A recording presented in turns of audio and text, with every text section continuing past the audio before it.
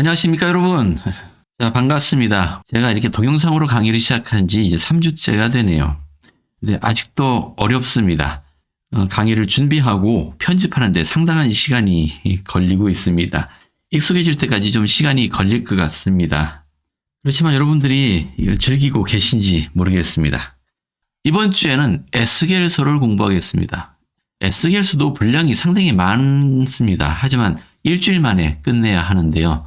그래서 상당한 분량을 제외시키고 일부분만 다룰 수밖에 없습니다.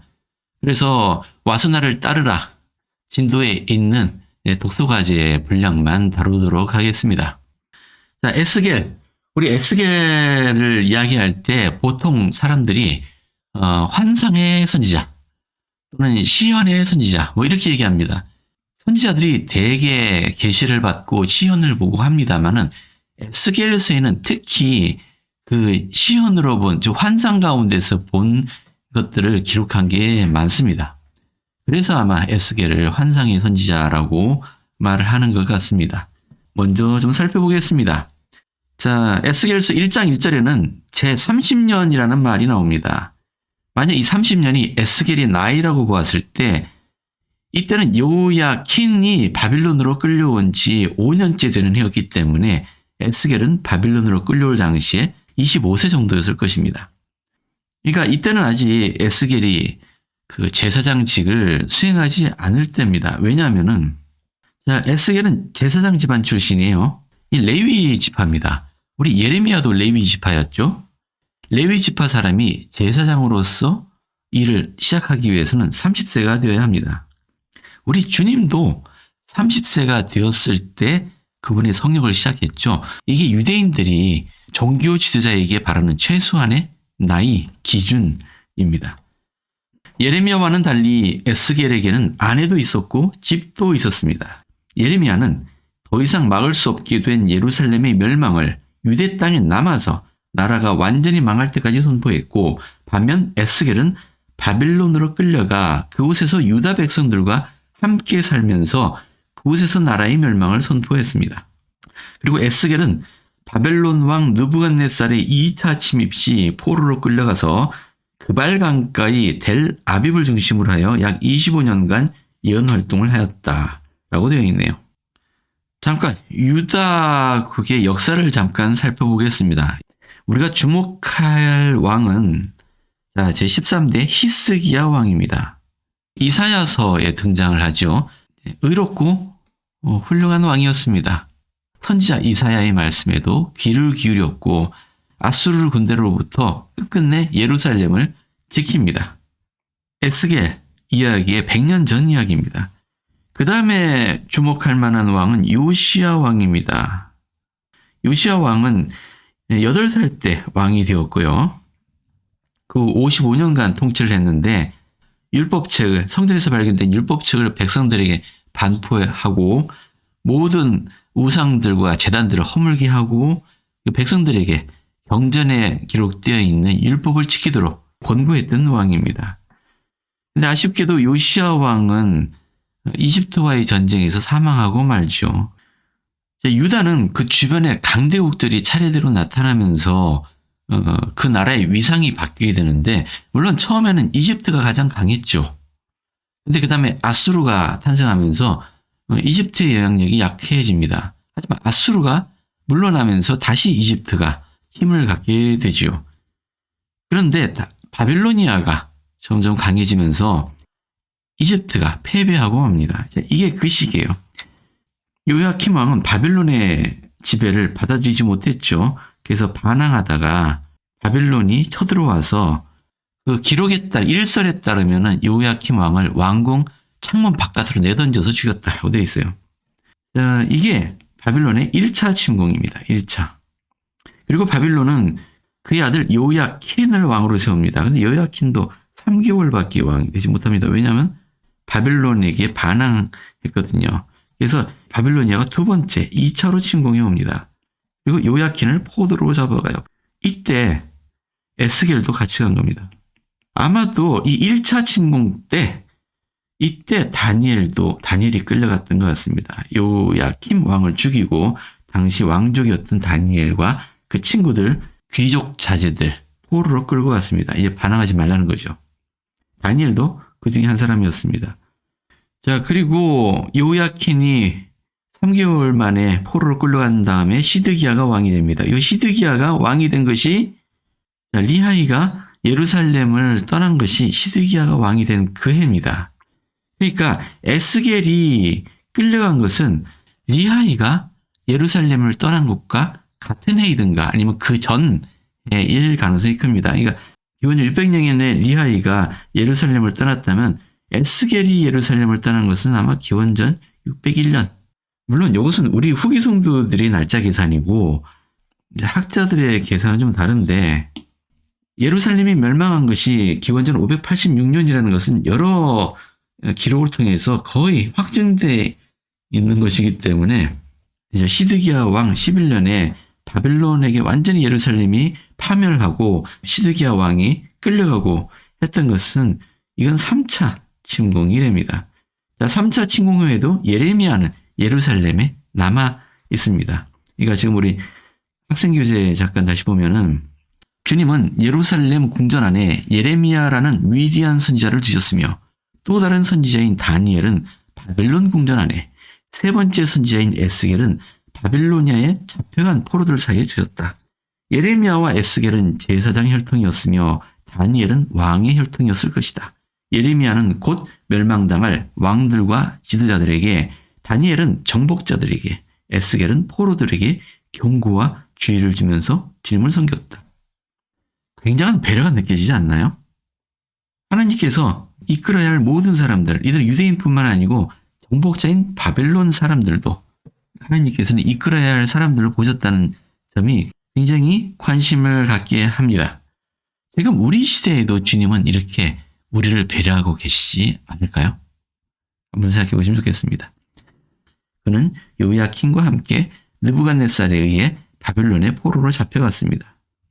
자, 대부분의 학자들은 이 일이 주전 597년에 일어났을 것이라고 추정하지만 몰몬경에 나와 있는 연대에 따르면 시드기야가 요야킨의 뒤를 이어 왕위에 오른 것이 그보다 좀 더 이른 약 601년으로 추정합니다. 그래서 이건 뭐 학자들의 의견과 우리 몰몬경의 이야기에 약 4년 정도 차이가 나네요. 그런가 보다 하시면 좋겠습니다. 자, 시작하겠습니다. 에스겔 1장입니다. 30째 해, 즉 에스겔이 30세 되던 해, 자, 넷째 달 초대세에 내가 그발강가 사로잡힌 자 중에 있을 때 하늘이 열리며 하나님의 모습이 내게 보이니 요야킨 왕이 사로잡힌 지 5년 그 달 초다세라. 갈대아 땅 그발강가에서 여호와의 말씀이 부시 아들 제사장 나 에스겔에게 특별히 임하고 여호와의 권능이 내 위에 있으니라. 제사장이 되기 위해서는 30세가 되어야 한다고 했지 않습니까? 그러니까 에스겔은 제사장이 되자마자 하나님을 뵙게 된 겁니다. 자, 이걸로 봐서도 우리 선지자 에스겔은 이미 예임되어 있던 선지자임을 우리는 알 수 있습니다. 내가 보니 북쪽에서부터 폭풍과 큰 구름이 오는데, 자, 여기서부터 시연의 내용입니다. 자, 폭풍, 큰 구름. 야, 북쪽이라는 거는 우리 지구를 동그랗게 가장 높은 데를 북쪽이라고 생각할 때 가장 높은 곳에서부터라고 이해하면 좋을 것 같습니다. 폭풍과 구름, 그리고 불이 번쩍번쩍하고 빛이 사방에 비치며 그 불 가운데 단쇠 같은 것이 나타나요. 단쇠가 뭔가요? 엠버라고 되어 있네요. 엠버가 뭐죠? 그렇죠. 보통 호박 아닌가요? 호박색이라고 번역하는 게 맞을 것 같은데요. 불에 달군 쇠, 호박색이 되는군요. 네, 그렇군요. 그래서 단쇠라고 한 것 같습니다. 자, 요거는 하나님의 영광을 나타낼 때 보통 쓰이죠. 학생교재 잠깐 읽어볼까요? 바람, 돌풍, 폭풍이라는 단어는 성난바람 또는 강한바람이라는 생각을 나타내고 있는데요. 아마 이 비유적인 의미로 하나님의 권세를 나타내는 것 같습니다.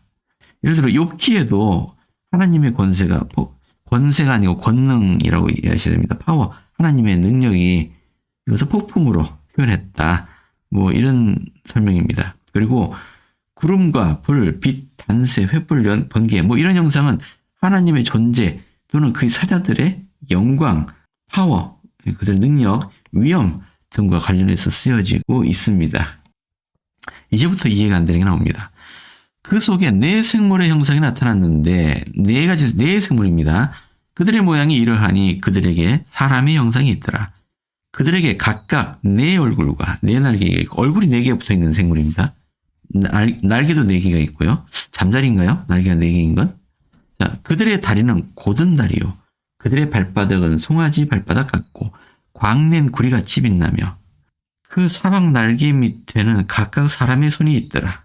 그 네 생물의 얼굴과 날개는 이러하니 날개는 다 서로 연하였으며 연하였단 말이 연결되어 있었다는 얘기죠. 조인드.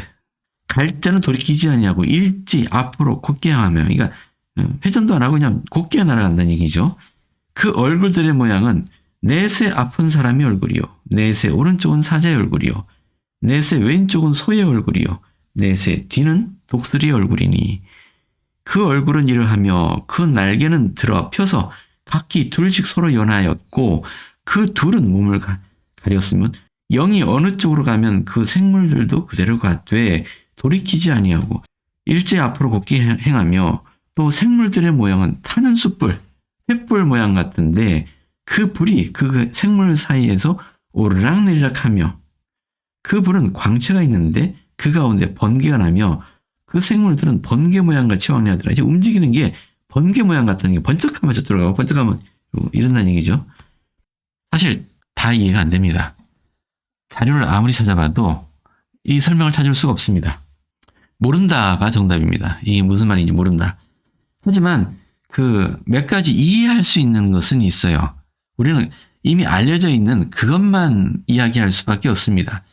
이 네 생물에 대해서는 우리 성경의 다른 곳에도 언급하고 있는데 기억나시나요? 어디에 이 이야기가 있는지? 요한계시록에 있습니다. 볼까요? 요한계시록 4장입니다. 자, 비슷해요. 요한계시록 4장에 보면 선지자 요한이 하나님의 보좌를 시온으로 보는 장면입니다. 그 보좌에 뭐 무지개가 둘러있고 뭐 이런 얘기 나오고 앞에 6절에 보면 보좌 가운데와 보좌 주위에 네 생물이 있는데 앞뒤에 눈들이 가득하더라. 괴물인가요? 자, 그 첫째 생물은 사자 같고 둘째 생물은 송아지 같고 셋째 생물은 얼굴이 사람 같고 넷째 생물은 날아가는 독수리 같은데 네 생물은 각각 6날개, 여긴 날개 6개네요. 그 안과 주위에는 눈들이 가득하더라. 여기도 눈이 가득해요. 날개에 눈이 가득합니다. 자, 에스겔서에도 비슷한 말이 있었죠. 자, 이 생물은 얼굴이 4개가 있어요.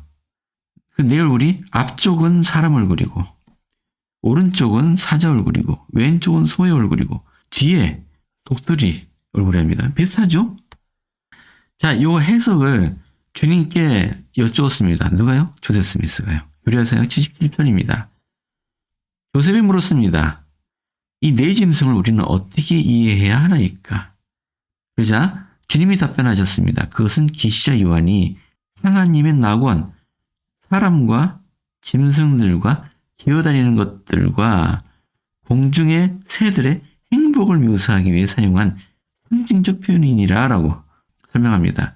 영적인 것은 현세적인 것과 같은 모양을 하고 있다.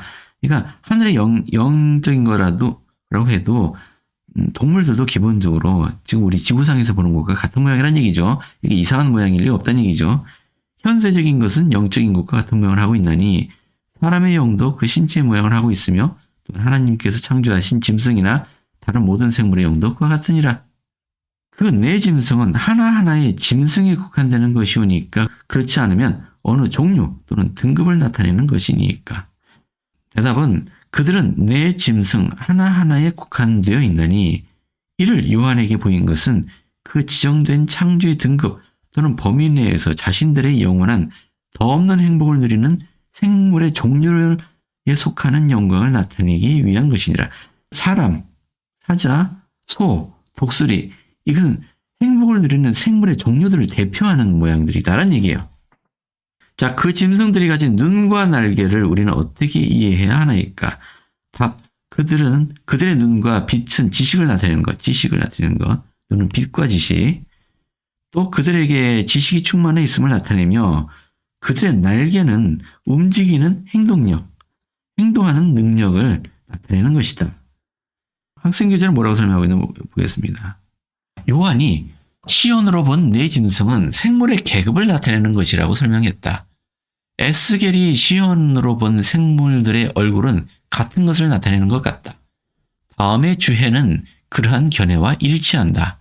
인간은 생물 중에 높아졌고, 독수리는 새들 중에 높아졌고, 소는 길들여진 동물 중에 높아졌고, 사자는 야생동물 중에 높아졌다.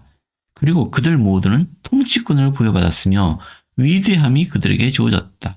그러나 그들은 거룩한 자의 말씀에 순종해야 한다. 에스겔은 하나님의 보호자가 생물들 위에 있는 것을 보았다. 그 위치는 모든 살아있는 것들에 대한 그분의 통치력을 나타낸다. 비록 그분이 인간이나 짐승 또는 창조물들이 영원한 영광에 속할 수 있는 방법을 제공하여 주시지만 각자는 지정된 서열로 영광을 얻을 것이다. 그러니까 이 네 생물은 인간, 맹수들, 그리고 인간과 친한 동물들, 가축이죠. 그리고 하늘을 나는 생물들, 이 모든 생물들도 발전하고 그들의 영광을 얻게 되는데 가장 높은 영광을 얻은 존재들에 대한 상징이다라는 이야기입니다. 지구상에 있는 모든 생물들을 포괄한다고 할 수 있겠네요. 자, 여기까지는 이해가 됐습니다. 그렇죠? 근데 그 다음에 15절부터 볼까요? 내가 그 생물들을 보니 그 생물들 곁에 있는 땅 위에는 바퀴가 있는데, 근데 그 내 얼굴을 따라 하나씩 있고, 이제 내 얼굴마다 하나씩 있으니까 내 생물들 곁에는 바퀴가 4개씩 있다는 건가요? 그 바퀴의 모양과 그 구조는 황옥같이 보이는데 그 넷은 똑같은 모양을 가지고 있으며 그들의 모양과 구조는 바퀴 안에 바퀴가 있는 것 같으며 그들이 갈 때는 사방으로 향한 대로 돌이키지 아니하고 가며 그 둘레는 높고 무서우며 또 그 네 둘레를 돌아가면서 눈이 가득하며 그 생물들이 갈 때 바퀴들도 그 곁에서 가고 그 생물들이 땅에서 들릴 때 바퀴들도 들려서 영이 어느 쪽으로 가면 생물들도 영이 가려 하는 곳으로 가고 바퀴들도 그 곁에 들리니 이는 생물의 영이 그 바퀴들 가운데 있음이더라.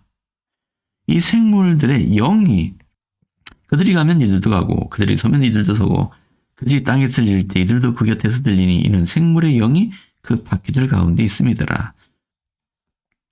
이게 다 뭔 소리냐? 여기는 조금 이해가 돼요. 하나님의 보호자가 있었습니다. 그죠? 하나님의 영광을 보았고, 그죠? 하나님 주변에 성향을 상징하는 상징물을 보았습니다. 근데 여기 바퀴부터가 이해가 안 되죠. 제가 찾아봤습니다. 인터넷상에.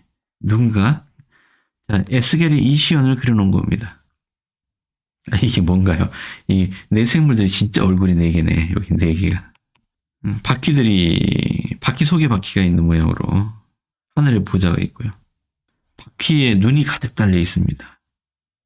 이 꿈에 보면은 악몽이라고도 할 수 있을 것 같은 장면인데요. 근데 재밌는 게 차라리 요거보다 요게 더 근사해요. 바퀴 모양. 그죠? 그리고 둘레 눈이 가득 달려 있지 않습니까? 실제로 에스겔은 UFO를 보았다라고 주장하는 사람들도 그렇게 믿는 사람들도 꽤 있습니다. 참 재밌는 이야기예요. 예, 뭐 이럴 수도 있고 저럴 수도 있고 합니다. 자, 교회 공식적인 해설입니다. 자, 이 바퀴가 뭐냐는 거죠. 조셉 스미스는 요한이 시온으로 본 짐승들의 의미를 해석하는 몇 가지 열쇠를 주님으로부터 받았기 때문에 요한의 시온과 에스겔의 시온 사이의 유사함은 에스겔이 본 짐승들의 의미를 해석하는데 몇 가지 실마리가 됩니다. 그러나 요한의 시온에는 에스겔이 본 바퀴와 비슷한 것이 없습니다. 선지자 요한에게는 바퀴를 봤다는 기록이 없습니다. 선지자 조셉 스미스는 이렇게 말씀했다. 하나님께서는 어떤 종류의 형상이나 짐승이나 상징의 시연을 주실 때에는 항상 그 시연의 의미에 대한 해석 또는 계시를 주실 책임이 있으십니다. 만약 주시지 않으신다면 우리는 그것에 대한 믿음의 책임을 지지 않습니다. 시연이나 상징에 대하여 하나님께서 계시나 해석을 주시지 않으셨을지라도 그 의미를 모르기 때문에 정죄받게 될 것을 두려워할 필요는 없습니다. 그래서 현재 에스겔의 시연에 대한 해석이 교회에 주어져 있지 않기 때문에 주님은 바퀴가 나타내는 것을 이해하는 책임을 성도들에게 묻지 않으실 것입니다. 그래서 이게 뭐냐? 모르겠다는 겁니다. 이 바퀴가 뭔지. 그리고 바퀴에 눈이 가득 달려 있다는 것도 뭔 의미인지. 눈은 이해력과 빛과 지식을 의미한다고 했는데 이 바퀴는 무슨 바퀴인지. 한 가지 이해할 수 있는 거는 우리 에스겔이 뭔가 분명히 봤습니다. 하지만 당시 에스겔의 이해력으로는 그게 뭔지를 이해할 수 없었을 겁니다. 묘사도 할 수 없었을 거고요. 에스겔이 자신이 본 것을 그냥 자신의 나름대로 표현하려고는 했지만은 당시에 에스겔 입장으로서는 최선을 다해서 묘사를 했겠지만 우리로서는 이해할 수 없는 기록이 되었다. 이게 맞는 말일 것 같습니다. 우리 시대에 만약에 똑같은 시연을 사람들이 본 사람이 있으면은 아마 묘사를 더 잘할 것 같아요. 왜냐면 우리 시대에 우리는 뭔가 본 게 많거든요.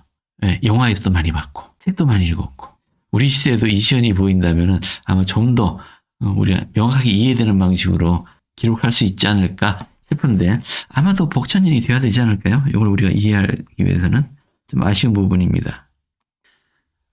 자, 2장으로 넘어가겠습니다. 하나님께서 에스겔에게 나타나신 것은 이유가 있겠죠.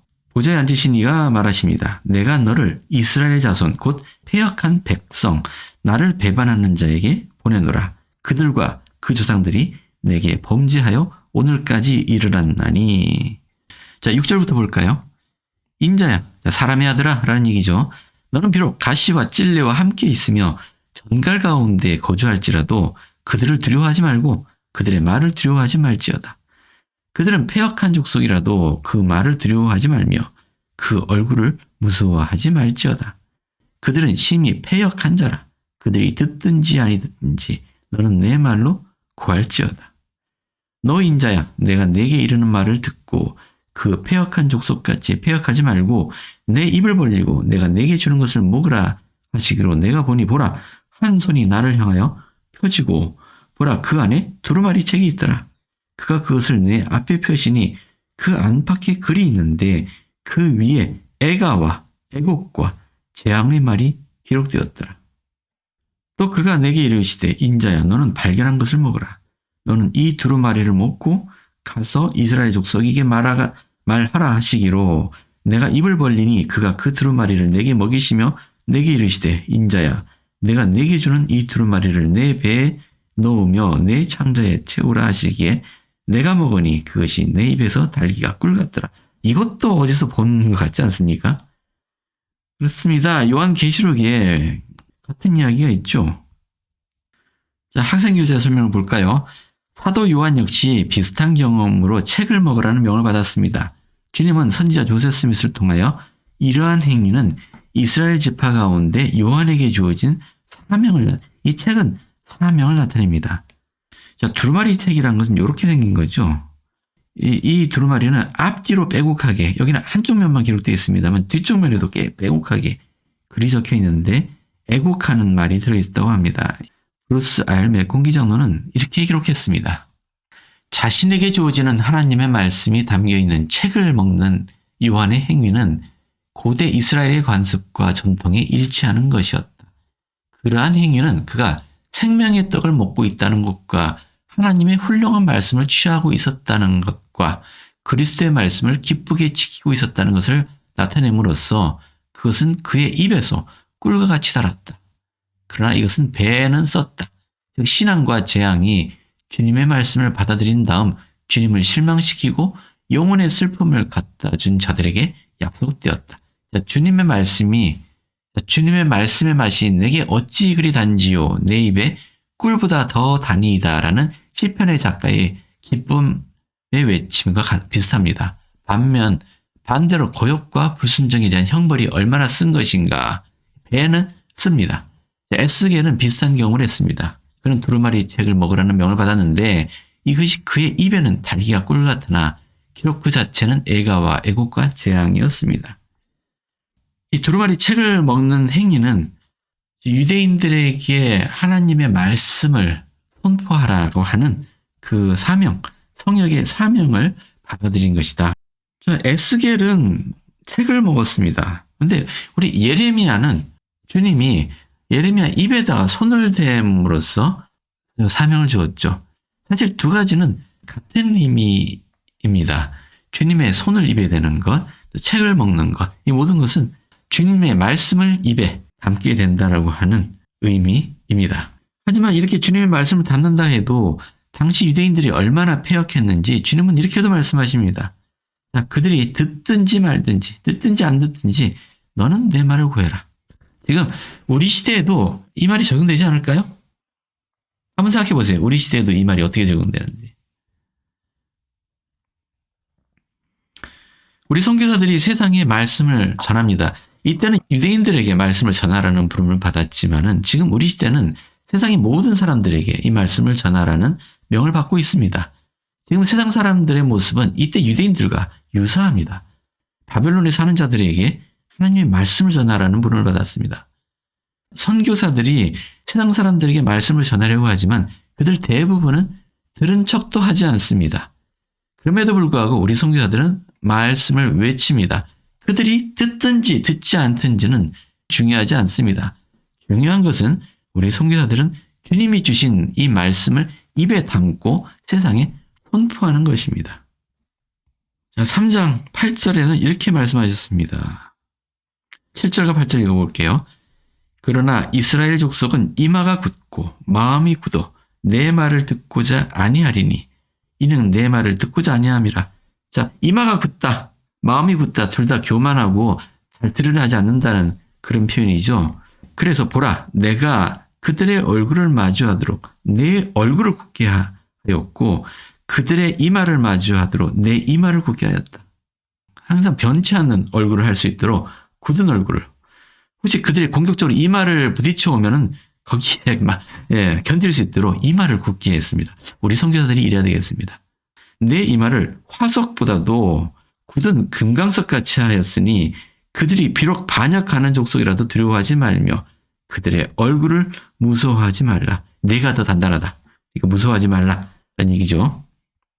자, 학생교재의 설명입니다. 주님은 에스겔에게 힘과 용기와 굳건함을 약속하셨다. 왜냐하면 그의 사명은 매우 반항적이며 고집이 센 백성에 대한 것이기 때문이다. 주님은 그의 겸손한 종들에게 충만한 힘을 주셔서 그들이 주님의 뜻을 수행할 때 세상의 반대를 물리칠 수 있게 하셨다. 자, 물리칠 수 있게 하셨다는 얘기가 그들을 논파해버린다는 의미로 이해하시면 곤란합니다. 그들이 공격해올지라도, 그들이 거절할지라도 견딜 수 있는 힘, 흔들리지 않는 힘을 주셨다라고 이해하셔야 됩니다. 우리 젊은 선교사들은 그렇게 할 수 있습니다. 아무리 거절당한다 할지라도 슬픔의 눈물을 흘릴 필요가 없습니다. 에스겔에게 또 이렇게 말씀하십니다. 자, 그로부터 7일 후에 여호와의 말씀이 또 임했습니다. 인자야, 내가 너를 이스라엘 족속의 파수꾼으로 세웠으니 너는 내 입의 말을 듣고 나를 대신하여 그들을 깨우치라. 우리 세미나리 비디오 가운데 파수꾼에 대한 비디오가 있습니다. 우리 잠깐 함께 시청하시겠습니다. 고대 이스라엘에선 포도원의 주인이 도둑맞지 않으려고 값진 과일을 지켰습니다. 그는 주위에다 울타리와 방벽을 세우고 망대에다 파수꾼을 세워 적이 멀리서 다가오면 경고의 음성을 내게 했습니다.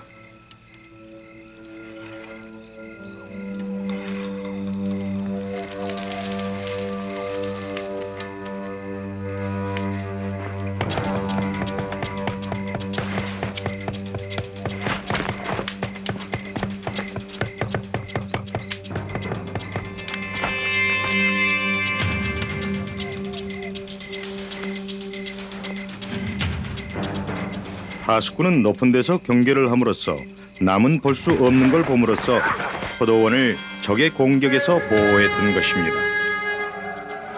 오늘날도 주님은 비슷한 방법으로 우리를 보호하십니다. 즉 예언자와 사도들을 불러 망대에 서서 파수꾼의 역할을 하게 함으로써 우리에게 오늘날의 위험성에 대해 경고하게 하셨습니다. 구세주께서 우리를 구원으로 인도하시고자 하는 마음에는 한이 없는 듯합니다. 또한 그분의 길을 우리에게 보여주시는 데는 변함이 없습니다. 그분은 여러 가지 방법으로 그 길을 받아들이고자 하는 자들을 인도하십니다. 또한 그것은 그들 중에서 언제나 하나님의 예언자를 가질 준비가 된 자들에게 그의 예언자를 통하여 메시지를 보내는 것도 포함된다는 것을 의미합니다.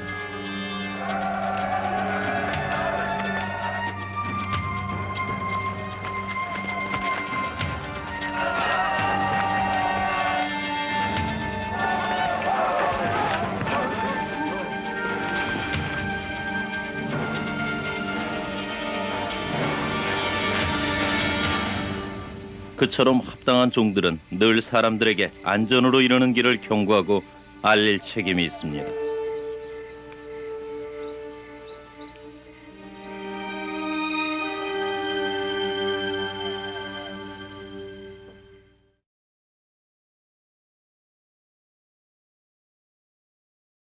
자, 어떠십니까? 파수꾼의 역할이 뭡니까? 파수꾼은 깨어 있어야 됩니다. 그리고 좀 높은 곳에 있어야 됩니다.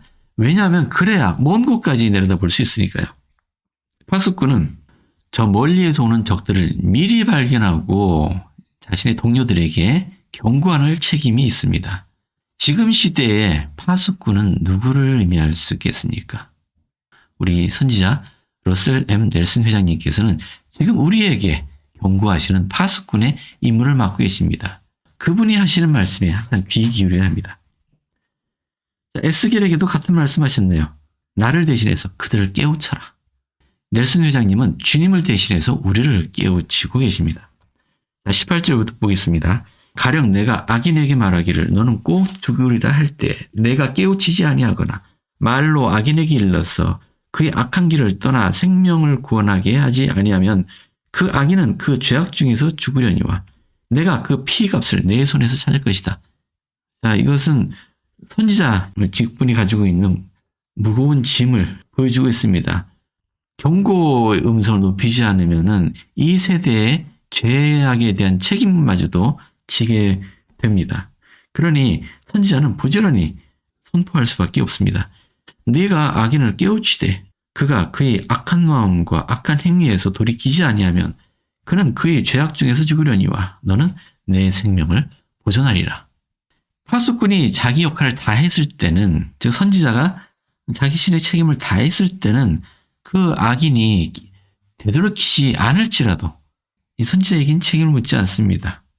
20절입니다. 또 의인이 그 공의에서 돌이켜 악을 행할 때에는 이미 행한 그의 공의는 기억할 바 아니라 내가 그 앞에 거치는 것을 두면 그가 죽을지니 이는 내가 그를 깨우치지 않음이니라. 그는 그의 죄에서 죽으려니와 그의 피값은 내가 내 손에서 찾으리라. 그러니까 우리 넬슨 회장님께서 우리 성도들에게 말씀을 많이 하셔야 되는 이유도 여기에 있습니다. 선지자의 말씀은 세상의 악한 사람들뿐만 아니고 의로운 사람들에게도 공히 전해져야 하는 것입니다. 만약 말씀이 전해지지 않으면 의인도 악에 빠지게 되기 때문입니다. 자, 학생교재 설명입니다. 에스겔의 예언은 받아들여지지 않았다. 그러나 그는 파수꾼으로서 경고의 소리를 높여야만 했었다. 파수꾼으로 비유를 든 것은 군대 보초가 늘 깨어 있어서 적이 나타났을 때 도시에 경고를 하지 않으면 처형당하는 것을 들 수 있다. 그러한 파수꾼은 항상 위험에 처해 있다. 적은 그가 경고의 소리를 높이지 못하도록 그를 없애고자 한다. 그리고 만약 필요했을 때 경고의 소리를 높이지 않았다면 그의 생명은 그가 경고해 줄 책임이 있었던 자들의 손에 위험에 처하게 될 것이다. 그래서 선지자들은 항상 목숨의 위협을 받았던 겁니다.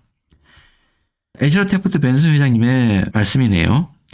현재 처한 위기의 시대에서 우리는 완전히 경고에 뒤덮여 있습니다. 이는 비난을 초래합니다. 우리 중에는 메시지를 듣고 싶어하지 않는 사람들이 있습니다.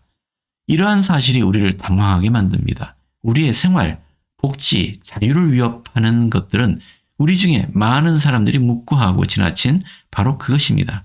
많은 사람들은 안락과 자기 만족에서 벗어나기를 꺼려하고 있습니다. 교회는 영원히 진리의 털을 잡고 있습니다. 우리는 원칙을 타협하지 않습니다. 시대의 경향이나 압력이야 어떻든지 우리는 표준을 버리지 않습니다. 진리에 대한 우리의 중심은 동요될 수 없습니다. 부도덕하고 부정한 행동에 대하여 경고하는 것은 태어로부터 지고 온 하나님의 제자와 선지자의 짐입니다. 그 때문에 많은 사람들이 박해를 받은 것입니다. 그러나 파수꾼으로서 백성들에게 경고하는 것은 하나님이 그들에게 주신 과업입니다. 자, 에스겔이 부름받은 결과도 재미있습니다. 볼까요? 22절부터 보면은 여호와께서 권능으로 내게 임하시고, 그래서 에스겔이 부름받았습니다. 하지만 어떻게 됐나 볼까요? 25절 보면 너 인자야 보라 무리가 내 위에 줄을 놓아 너를 동여매리니 내가 그들 가운데서 나오지 못할 것이라. 내가 내 혀를 내 입천장에 붙게 하여 내가 말 못하는 자가 되어 그들을 꾸짖는 자가 되지 못하게 하리니 그들은 패역한 족속임이라. 결국 유대인들의 죄악으로 인해서 에스겔이 그들을 경고하지 못할 지경까지 이릅니다. 이거 어디서 비슷한 이야기가 있었습니다. 우리 몰몬경에 보면은 몰몬이 당시 니파의 백성들에게 하나님의 말씀을 전하려고 회개를 외치기 위해서 그렇게 노력했지요. 하지만 종래는 하나님께서 하나님 말씀 전하기를 금지하셨습니다. 그들이 너무나 사악했기 때문에 지금 당시 유대인들이 그와 같은 상태였습니다. 니파의 백성들은 전쟁으로 인해서 멸망했습니다. 유대인들은 바벨론의 침공으로 예루살렘이 허물어지고 포로로 끌려왔습니다. 이 당시 유대인들은 멸망할 당시 니파인들과 같은 상태입니다. 그러니 에스겔이 선지자로서 경고의 말씀을 전하도록 부름받았지만 경고의 말씀을 전해도 그들은 듣지 않았고 에스겔을 죽이려고 들었을 겁니다. 그러자 에스겔의 입을 봉하셨다라는 의미입니다. 들을 자는 들을 것이요 듣기 싫은 자는 듣지 아니하리니 그들은 반역하는 족속입니다. 하지만 다행히도 유대인들이 모두가 그랬던 건 아닙니다. 적은 수였지만 들으려고 하는 자들이 있었을 겁니다. 그들로 인해서 아마 유대인들은 완전히 멸망당하진 않았을 겁니다. 하지만 들으려 하지 않는 자들은 멸망할 당시의 니파인들과 같았다라고 이해하시면 될 것 같습니다. 자, 34장입니다. 인자야, 너는 이스라엘 목자들에게 예언하라. 그들 곧 목자들에게 예언하여 이르기를 주 여호와께서 이같이 말씀하시되 자기만 먹는 이스라엘 목자들은 화 있을진저 목자들이 양떼를 먹이는 것이 마땅하지 아니하냐. 자, 이스라엘이 이토록 온 세상에 흩어지게 된 이유가 뭡니까? 그들의 지도자들이 이스라엘 백성들의 흩어짐에 책임이 있다는 것을 다시 한번 말씀하고 계십니다. 자, 37장을 보겠습니다. 아주 재미있는 시연이죠. 여기는 한번 전체 내용을 쭉 한번 다 읽어보겠습니다. 여호와께서 권능으로 내게 임하시고 그의 영으로 나를 데리고 가서 골짜기 가운데 두셨는데 거기 뼈가 가득하더라. 나를 그 뼈 사방으로 지나가게 하시기로 본즉 그 골짜기 지면에 뼈가 심이 많고 아주 말랐더라. 그가 내게 이르시되 인자야 이 뼈들이 능히 살 수 있겠느냐 하시기로 내가 대답하되 주 여호와여 주께서 하시나이다. 또 내게 이르시되 너는 이 모든 뼈에게 대언하여 이르기를 너희 마른 뼈들아 여호와의 말씀을 들을지어다. 자, 이 모든 뼈들에게 대언한다. 하나님 대신해서 에스겔이 말한다는 얘기죠. 너희 마른 뼈들아 여호와의 말씀을 들을지어다. 주 여호와께서 이 뼈들에게 이같이 말씀하시기를 내가 생기를 너희에게 들어가게 하리니 너희가 살아나리라.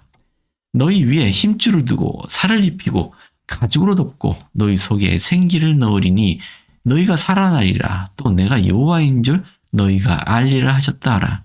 이에 내가 명령을 따라 대언하니 대언할 때에 소리가 나고 움직이며 이 뼈 저 뼈가 들어맞아 뼈들이 서로 연결되더라. 내가 또 보니 그 뼈에 힘줄이 생기고 살이 오르며 그 위에 가죽이 덮이나 그 속에 생기는 없더라. 또 내게 이르되 인자야 너는 생기를 향하여 대언하라. 생기에게 대언하여 이르기를 주 여호와께서 이같이 말씀하시기를 생기야 사방에서부터 와서 이 죽음을 당한 자에게 풀어서 살아나게 하라 하셨다 하라. 이에 내가 그 명령대로 대언하였더니 생기가 그들에게 들어가며 그들이 곧 살아나서 일어나 서는데 극히 큰 군대더라. 또 내게 이르기를 인자야 이 뼈들은 이스라엘 온 족속이라. 그들이 이르기를 우리의 뼈들이 말랐고 우리의 소망이 없어졌으니 우리는 다 멸절되었다 하느니라. 그러므로 너는 대언하여 그들에게 이르기를 주 여호와께서 이같이 말씀하시기를 내 백성들아 내가 너희 무덤을 열고 너희로 거기에서 나오게 하고 이스라엘 땅으로 들어가게 하리라. 내 백성들아 내가 너희 무덤을 열고 너희로 거기에서 나오게 한즉 너희는 내가 여호와인 줄 알리라. 내가 또 내 영을 너희 속에 두어 너희가 살아나게 하고 내가 또 너희를 너희 고국 땅에 두리니 나 여호와가 이 일을 말하고 이룬 줄을 너희가 알리라. 우리가 실제 부활할 때 이런 모습으로 부활할 거다라고 말씀하신 분이 계셨어요. 자, 요 뼈가 가득 찬 골짜기 이야기는 그냥 비유일 뿐입니다. 그러면 뼈, 특히나 아주 말라서 바싹 말라버린 뼈, 이 뼈는 뭘 상징할까요? 여기 주님께서 해설하셨지 않습니까? 이 뼈들은 이스라엘 온 족속입니다. 이 뼈들은 이스라엘 온 족속이라, 즉 뼈가 바싹 말라 있는 상태이지 않습니까? 이것은 이스라엘 백성들의 어떤 상태입니까? 살아가려면은 떡과 물을 먹어야죠. 근데 그 떡과 물을 전혀 먹지 못한 상태에서 죽었고 완전히 썩어 없어졌고 바싹 말라서 더 이상 회복할 수 없어 보이는 상태. 자, 이것이 지금 온 세상에 흩어진 이스라엘 백성들의 상태라고 할 수 있습니다. 그들의 영적인 상태요. 그런데도 우리 하나님은 그 바싹 말라버려서 뭐 하나 남아있지 않은 뼈들이 다시 살아나게 하고 다시 생기를 불어넣으실 수 있으셨습니다.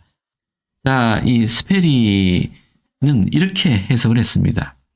이 구절에서는 이스라엘의 포로들이 자기 땅으로 되돌아간 것을 상징하기 위해 죽은 자들의 부활의 교리가 사용되었음을 보게 된다. 포로들은 한 백성으로서 영원히 다시 산다는 희망을 잃어버렸음을, 즉 그들의 뼈가 말라버렸음을 나타낸다. 내게는 그렇게 보인다. 그러나 주님은 죽은 자들이 부활하여 일어나는 것처럼 그들도 그분의 전능하신 권능을 통하여 회복될 수 있다는 것을 보여주신다. 육신의 부활의 교리는 축적이다. 어떤 작가들은 부활의 개념이 이 초기 시대에는 히브리인들에게 알려지지 않았었다고 주장한다. 그러나 그분이 행하였다고 에스겔이 말한 사실이 내게는 그 교리를 이스라엘 사람들이 오랫동안 알고 있었다는 증거로 보인다. 참된 선지자들은 누구나 부활의 교리를 이해할 것이다. 그리고 에스겔 시대 이전에도 이스라엘에는 많은 선지자들이 있었다. 그래서 후기 성도들은 그렇게 믿고 있다. 우리 스페리 형제는 두 가지를 설명하네요. 첫째, 온 세상에 흩어진 이스라엘 백성들을 주님께서 다시 회복하여 집합시킬 수 있다라는 개념으로 설명을 했고요. 또 한 가지 설명한 것은 부활이라는 개념을 구약시대 이스라엘 백성들도 알고 있었다라는 것을 얘기해 주었습니다. 자, 그래서 이 에스겔이 이 부활의 개념을 사용해서 설명한 것은 그가 부활의 교리를 알고 있었기 때문이다라는 이야기이네요. 자, 이 뼈의 이야기는 지금 우리에게도 시사하는 바가 있습니다. 하나님께서 이스라엘 백성으로서 맞아들이고자 하는 자들이 어디에 있는지 우리는 다 모릅니다. 하지만 하나님께서는 그들을 회복하실 수 있습니다. 그리고 여기에 또 여러분들이 잘 아시는 비유 하나가 나옵니다. 자, 두 막대기 비유입니다. 읽어보겠습니다. 인자야, 너는 막대기 하나를 가져다가 그 위에 유다와 그 짝 이스라엘 자손이라 쓰고 또 다른 막대기 하나를 가지고 그 위에 에브라임의 막대기 곧 요셉과 그 짝 이스라엘 온 족속이라 쓰고 그 막대기들을 서로 합하여 하나가 되게 하라. 내 손에서 둘이 하나가 되리라. 여러분들 뭐라고, 이게 어떤 비유라고 이해하십니까? 여기 막대기. 자, 이 두 막대기는 하나는 성경이고 하나는 몰목용이다 라고 해석을 합니다. 그래서 두 막대기, 즉 두 경전이 하나가 돼서 지금 우리가 성경과 몰목용을 모두 가지고 있듯이 이 두 막대기가 하나가 될 것이다 라고 해석을 하죠. 우리 후기 성도들은 이게 당연한 해석이라고 생각합니다만 우린 좀 더 객관적인 시각에서 한번 보겠습니다. 성경에는 뭐라고 되어 있나요?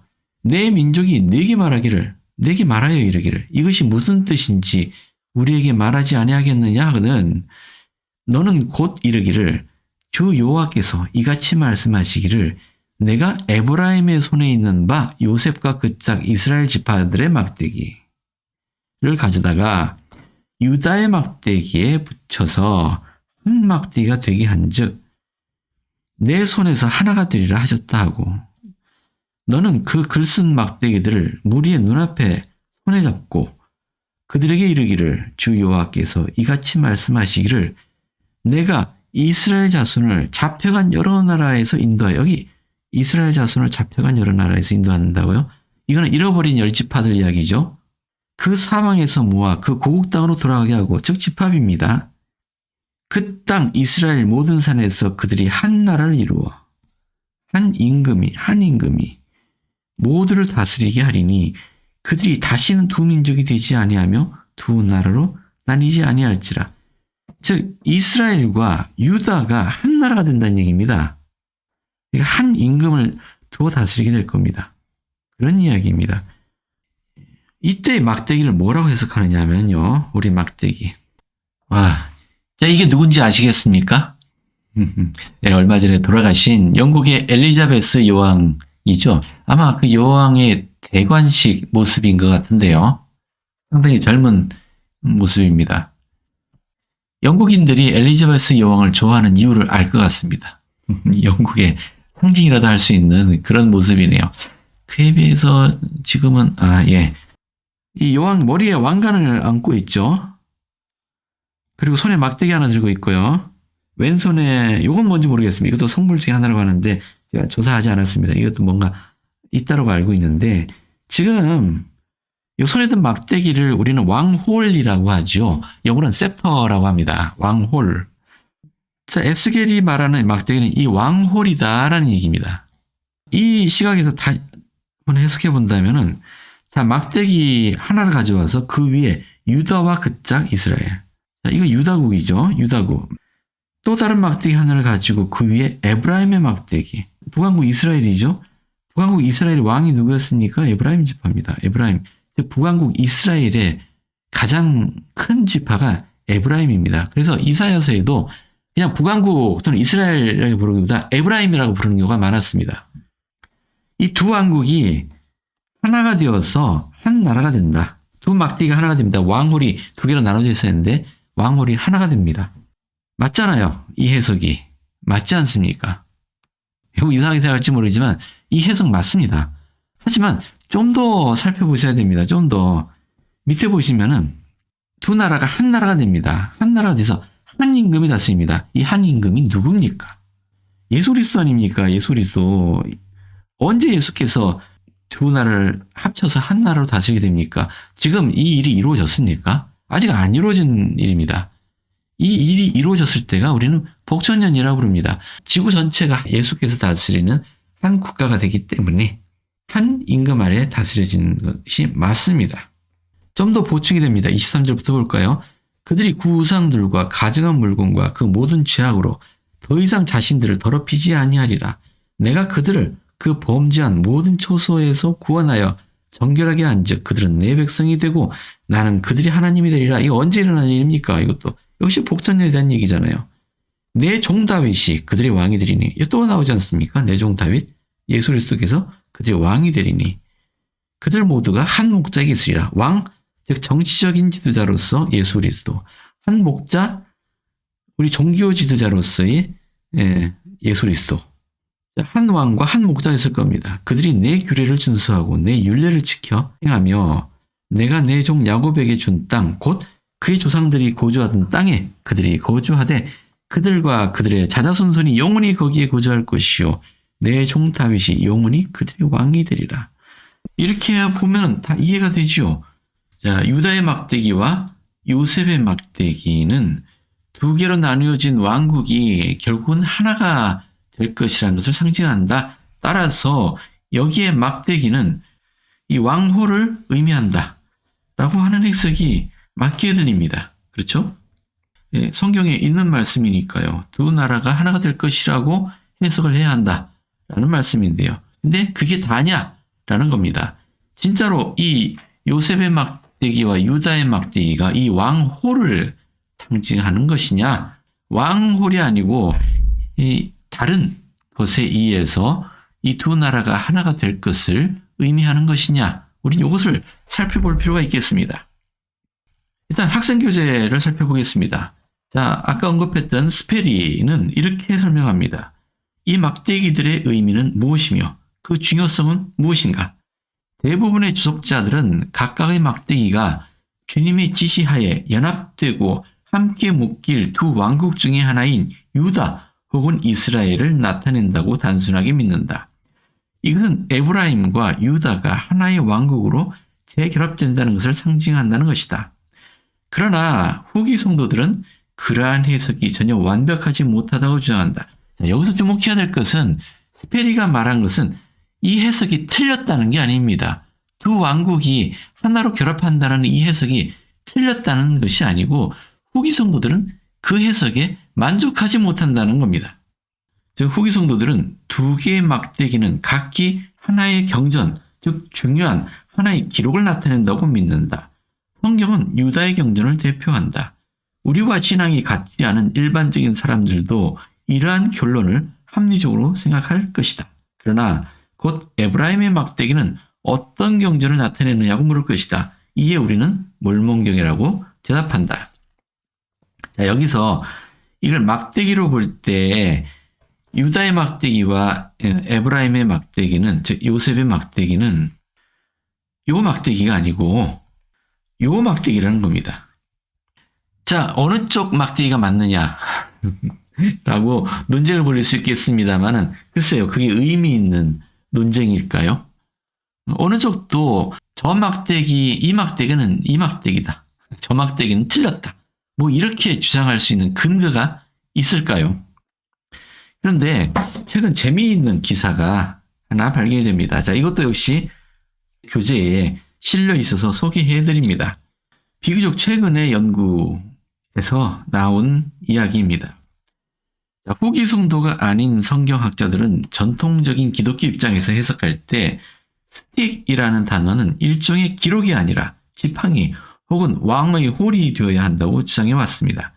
그들은 두 지파의 홀이 결합한다는 것은 분리된 지파의 재결합을 상징한다고 주장합니다. 그러나 케이스 H 매저비가 지적한 대로 최근의 학자들은 후기 성도들의 주장을 지지하기 시작했습니다.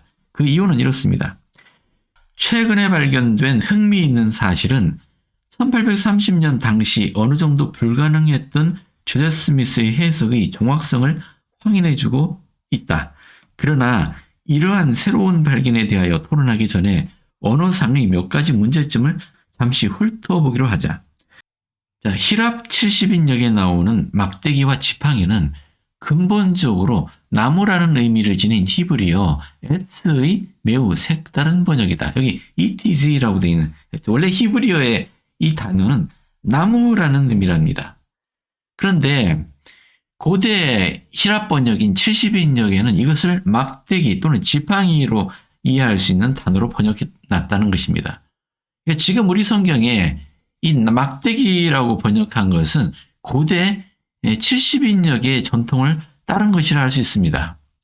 하지만 원래 의미인 나무라는 의미를 지닌 히브리어라고 생각한다면 이걸 어떻게 이해해야 될까요? 그렇지, 에스겔은 왜 나무라는 말을 썼을까요? 에스겔의 말을 원래 의미로 해석해 본다면 한 나무에 유다와 그 짝 이스라엘이라고 쓰고 또 다른 나무에 에브라임과 그 짝 이스라엘이라고 적어라. 그럼 이 두 나무가 합해져서 한 나무가 될 거다. 뭐 이런 의미가 되잖아요. 이 에스겔이 말한 이 나무는 무슨 의미일까요? 자, 학생 교재를 계속 읽어보겠습니다. 현대 이라크라는 국가는 메소포타미아의 거의 모든 지역, 즉 고대 아시리아와 바빌로니아 왕국 영토를 차지하고 있다. 에스겔이 선지자로 부름을 받은 주전 593년에 그는 포로로 바빌로니아에서 살고 있었다. 그는 길을 걸으면서 전형적인 율법학자가 우리에게 전하기 위해 문자, 쐐기 모양으로 잘 알려진 복잡한 문자를 축축한 점토판에 철필 모양의 쐐기로 눌러 쓰고 있는 것을 보았을 것이다. 이걸 설형 문자라고 합니다. 쐐기 모양 문자라고요. 그러니까 점토판에 이게 뾰족한 철필로 이렇게 콕콕 찍어서 쓴 문자입니다. 그러나 오늘날 학자들은 메소포타미아에서 다른 종류의 기록, 즉 파피루스나 양피지, 목재서판 이런 다른 기록도 하고 있었음을 알고 있습니다. 1000년이 지나는 동안 전해오는 것은 점토판뿐이지만 저자들은 점토판에서 다른 종류의 재료를 언급하였습니다. 이러한 형태의 지필은 목재서판이라고 불립니다. 그냥 점토판에만 기록한 게 아니고 목재서판에 기록했다는 겁니다. 이 목재서판이 뭐냐? 좀 더 읽어보겠습니다. 현대의 국어학자들은 파피루스와 양피지가 무엇이며 이러한 목재서판이 무엇인지 알고 있는가? 어떻게 설령 문자를 나무에 기록할 수 있었는가? 그러니까 설령 문자는 쐐기 모양 쇠꼬챙이로 콕콕 찍어서 쓰는 기록인데요. 목재에다가 이런 기록을 하긴 좀 어렵죠. 파피루스와 양피지도 마찬가지입니다. 여기다가 콕콕 찍으면 다 구멍나지 않습니까? 그런데 수년 전 산 니콜로 고고학자인데요. 그는 로마인과 그리스인이 기록을 보존하기 위해 널판지에 밀랍을 칠한 목재서판을 만들었다는 것을 기억했다. 이것은 밀랍의 얇은 막을 그대로 보존하기 위해 널빤지 가장자리 바로 아랫부분을 깎아낸 것이다. 학자들은 밀랍에 기록했다. 이렇게 약간 올라간 가장자리는 두 개의 판을 합쳤을 때 글자가 새겨진 표면을 보여준다. 무슨 소리냐면은 이게 나무판이 있습니다. 나무판을 여기 가장자리를 남겨두고 이 안쪽을 팠다는 얘기예요. 판입니다. 그리고 여기다 밀랍을 채워서 여기다 밀랍은 부드러우니까 여기다 기록을 하면은 이 나무판의 가장자리가 약간 튀어나와 있기 때문에 이 밀랍판, 이 판을 겹겹이 쌓아도 밀랍은 손상되지 않습니다. 자, 이런 형태로 이 밀랍이다 기록하지만 오랫동안 보존되는 서판을 만들었다는 이야기입니다. 자, 바빌로니아 사람들도 똑같이 그렇게 할 수 있었을까? 그러나 5년 후에 고대의 아수르 영토였던 곳에서 발견된 것이 문자에 대한 그의 이론을 확인해 주었다. 이것은 고고학자 막스 밀러 오원의 지휘 아래 성경에서 갈라로 알려져 있는 성 니무로스의 한 우물 속의 깊은 점토층에서 발견되었다. 그날 대원들은 하나는 상아로 만들어져 있고 하나는 호두나무로 만들어진 완전히 두 개의 서판 조각을 발견하였는데 각 세트는 16개의 널판으로 이루어져 있었다. 16개의 판이 묶여져서 하나의 큰 서판, 즉 체기로 묶여져 있는 것을 발견했다는 얘기입니다. 판의 모든 표면은 위에서부터 10분의 1인치쯤, 10분의 1인치면 2.5mm죠. 2.5mm쯤 되는 곳이 잘려 있었고 가장자리는 비행들로 반인치 정도 들리워 있었다. 반인치면 한 1cm 정도 되네요. 낮아진 표면은 밀랍을 채울 판이 되었다. 그런데 얇은 비스켓 모양의 밀랍 조각이 아직도 널에 붙어 있거나 근처의 진흙에서 섞여 발견되었다. 표지 양쪽에는 경적 표시가 있었는데 이것은 각 세트의 16개의 널이 동양의 접는 병풍처럼 전에는 결합되어 있었음을 분명하게 보여준다. 이것은 전체가 하나의 큰 책을 이루고 있었으므로 멜로원은 그의 발굴품이 세계에서 가장 오래된 것으로 알려진 책이라고 발표하였다. 대충 이런 모양이란 얘기입니다. 보이시죠? 자, 나무판에 가운데를 파서 여기다가 밀랍 또는 점토를 채워서 이곳에 쐐기 문자로 이렇게 기록을 합니다. 그리고 접어도 오랫동안 보존할 수 있다는 얘기죠. 만약에 에스겔이 나무라고 칭한 것이 막대기가 아니고 이 서판을 의미한 것이라면 그러면 이 해석이 달라집니다. 자, 다시 볼까요? 그러면 이렇게 해석해야 됩니다. 인자야, 너는 서판 하나를 가져다가 그 위에 유다와 그 짝 이스라엘 자손이라 쓰고 또 다른 서판 하나를 가지고 그 위에 에브라임의 막대기 곧 요셉과 그 짝 이스라엘 족속이라 쓰고 그 서판들을 서로 합하여 하나가 되게 하라. 내 손에서 둘이 하나가 되리라. 이건 말이 되죠. 서판을 두 개 합치면 하나가 되지 않습니까? 그러면 이 서판과 그럼 왕국이 하나가 되는 것은 어떤 관계가 있느냐? 두 개에 나뉘어진 이 왕국이 온 세상에 흩어졌습니다. 두 왕국이 결국은 한 왕 아래 그리고 한 목자 아래 한 나라가 되는 것은 우리가 이것을 집합이라고 합니다. 이 집합을 위해서 쓰이는 가장 중요한 도구가 뭡니까? 왕홀입니까? 그렇지 않죠. 책입니다.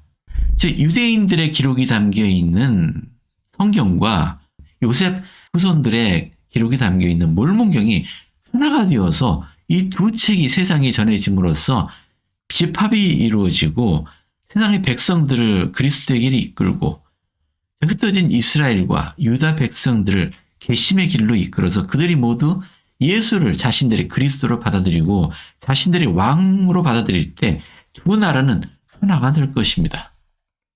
자, 이렇게 해석할 때 우리 후기 성도들은 만족한다라는 얘기입니다.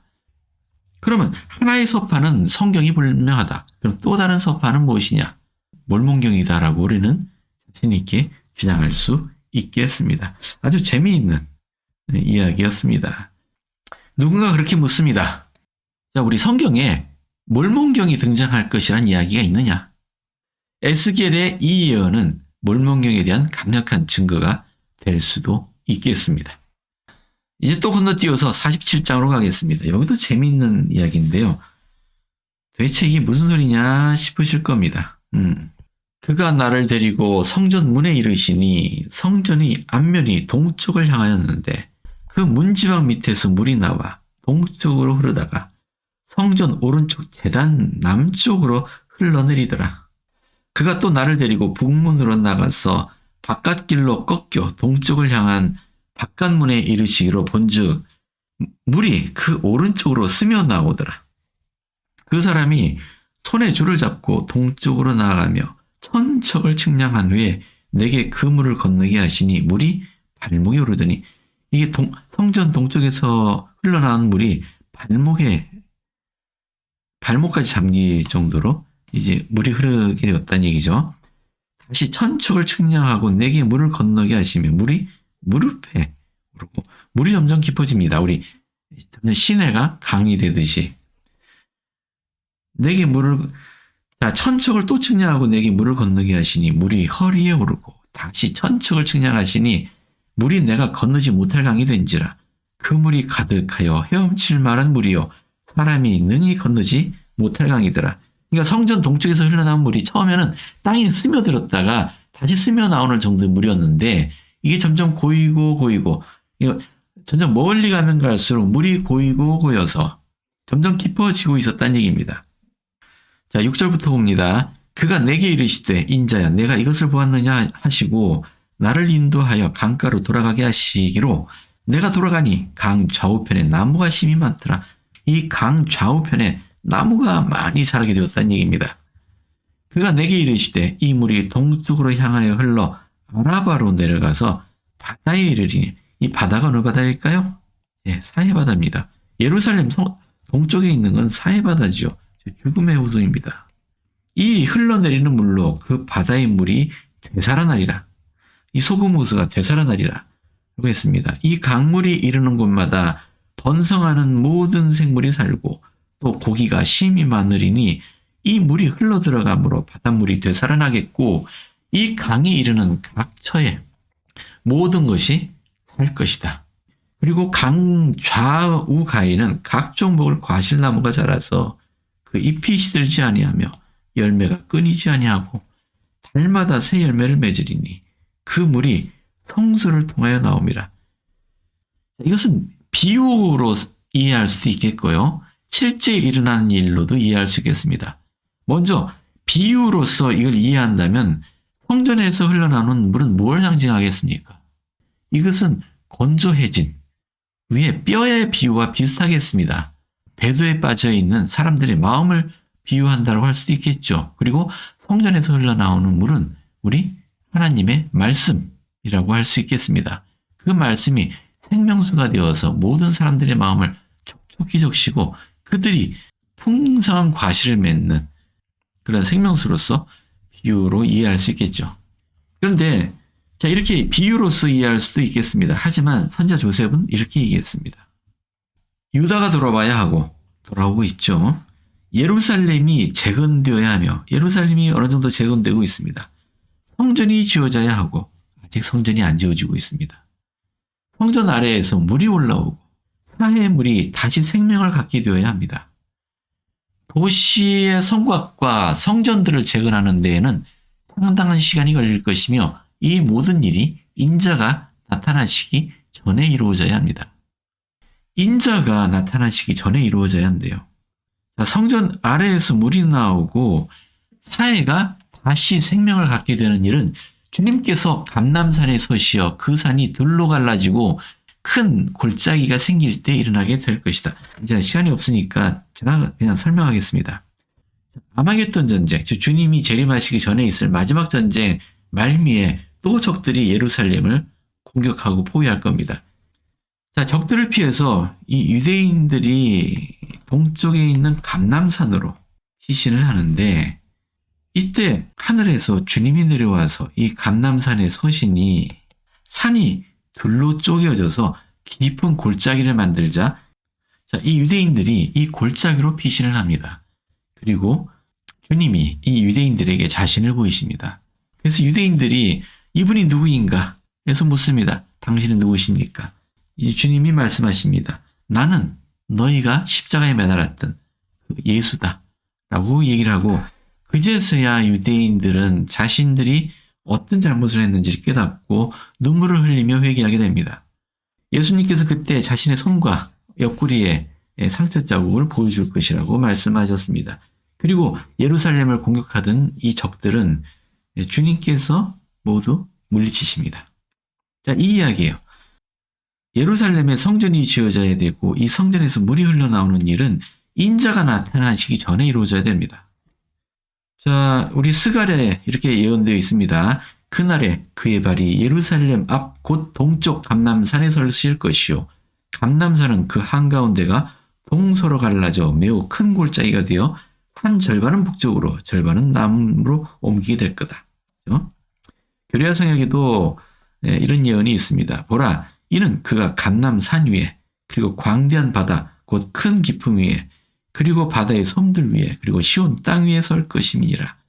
예수님의 재림은 하늘에서 내려오시면서 온 세상에 보이시기 전에 여러 장소에서 사람들에게 미리 보이실 것입니다.